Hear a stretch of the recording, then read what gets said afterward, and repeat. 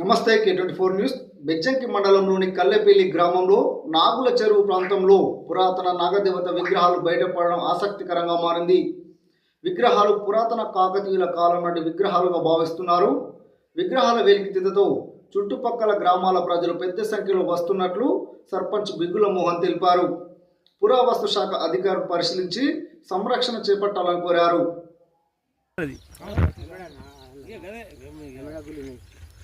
అక్కడ తుమ్ముకాడ కూడా ఒక రాయికి అయిపోయింది కట్టపంట వేసి మరి ముచ్చిపోయినా నువ్వు కొన్ని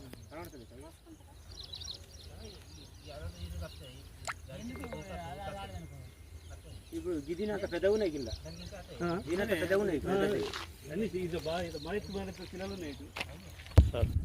ఈరోజు కల్లెపల్లి గ్రామంలో మరి పురాతన కాలం నాటి మరి నాగదేవత విగ్రహాలు మరి నాగుల చెరువు అని కొన్ని వందల సంవత్సరాల కింద ఉన్నటువంటి చెరువులో మరి నాగదేవత విగ్రహాలు వెళ్ళడం చాలా సంతోషకరం.